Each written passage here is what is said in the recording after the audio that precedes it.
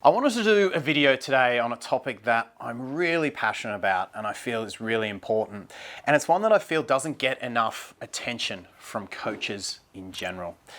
You know, we've all had wounds in our past, especially in romantic relationships where we tend to be the most vulnerable and the most connected. And this can leave us with scars or wounds that hurt us, that we look back on. And it leaves something I like to refer to as a charge. Now, different spiritual coaches and different people have different names for this, but it's essentially a memory that has a negative charge to it. The problem is that the more of these charges we have in our past, the harder it can be to connect with someone new. I mean, think about it. If you meet a man who has a heap of charges, a heap of negative incidents with women and negative memories around women, and especially if those charges are very intense, you know, there's lots of little things that will set that man off. And the reality is, unfortunately, that makes him come off to a new date like damaged goods. It's inherently unattractive. And the same applies to you. And this is why, you know, we're never going to clear out all our wounds from the past, but this is why I think it's important that my clients and you work on this area and aim to reduce those negative charges and move through the process of forgiveness and appreciation. Not only does it make you a better date and make you feel better, but it makes you feel whole within yourself again and leaves you with more positive emotions running through your mind and throughout your life. At first you feel the pain and you have that anger and resentment to that person who caused that negative charge. And then we kind of realize something. We realize that really holding on to anger is just like giving ourselves a big kick in the crotch. It actually just hurts us and poisons us and doesn't achieve anything in terms of the other person. So we move towards forgiveness. And there's a lot of talk, there's a lot of content on forgiveness. What I really want to discuss in this video is the way to move through forgiveness. Because forgiveness is often treated as an end point. We sort of say, well, I forgive the person, I've released the charge. And what I want you and my clients to realize is that forgiveness isn't an end point. Forgiveness is like a stop on the way to the end point. And the reason is this. You see, forgiveness, when you forgive someone, you're still taking the moral high ground against that person. You're essentially saying, hey, this person wronged me, but I'm going to forgive them. I'm going to forgive this wrongdoer.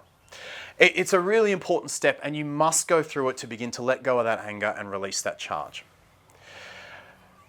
What I've noticed, though, is that a lot of clients get stuck in forgiveness and they stay there, and they're unable to fully release that charge. For example, they'll say to me something like, hey, this man hurt me, but you know what? I've forgiven him.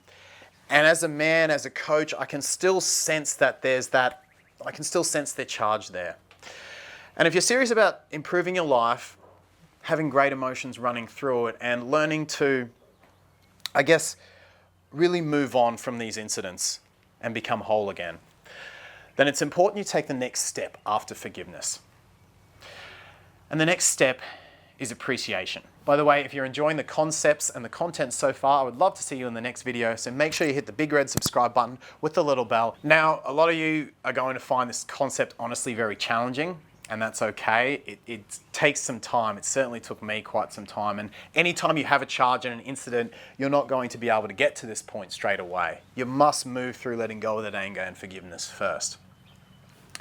What appreciation is, though, it's digging for the diamonds. And for me, you know, an example would be I was bullied very much in high school. And it was still a charge. Even though I'd forgiven those bullies, it was still a negative memory. You know, if I thought of it or if you took me back to the school, there'd still be that charge there. It wasn't until I dug for the diamonds and moved on to appreciation that I really came to appreciate the significance and be grateful for the significance of that incident in my life.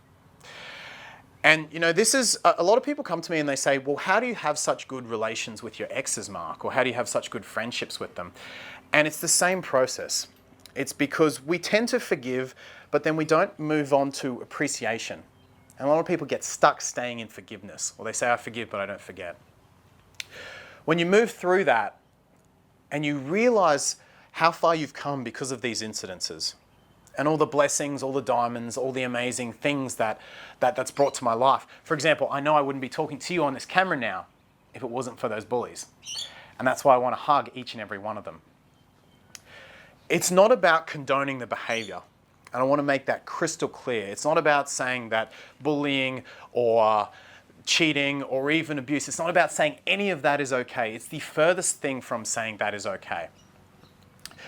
What it's about is saying that for you or for me, I appreciate that incident happened to me. So I appreciate that bullying happened to me. I genuinely appreciate that my ex cheated on me. I genuinely appreciate this pain, this trauma in my life because I know what it's done for me today. I've dug for the diamonds in the situation and seen all that it's brought to my life. And this is a process I take clients through. And if you are struggling with this concept, that's normal. And like I say, I would always take clients through this as part of a call. And for that reason, I was a little bit hesitant to post it.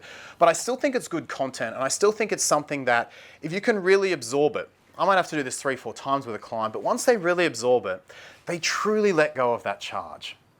And they truly, whatever's happened in the past, they come to a genuine appreciation of it. And you can't hold forgiveness and appreciation at the same time. It's like saying, hey, if I give you a video, a great video, will you forgive me for it? It's ridiculous, right? You just appreciate me for it. So moving through this process, I think, is one of the most challenging aspects of personal development and of healing yourself, making yourself whole and finding love again. And I also believe it's one of the most rewarding. So I'd encourage you, if you can, start to dig for the diamonds in that past. It can be hard to move through this. I know it can be really challenging to think about letting go of that anger and then letting go of the forgiveness as well and the moral high ground. And I promise when you do, and you really heal those charges and bring them back to neutral and appreciation, you will have a more fulfilling life, more connections in that life, and far less of the negative emotions and triggers that charged incident previously caused. Thank you for watching. I hope you enjoyed. I'd love to hear your thoughts, comments, questions on this one. Post them all in the space below. Hit the big red subscribe button with the little bell, as you always do. And like I say, make sure you leave those comments. I want to see them. Thumbs up, and I will see you in the next video very soon.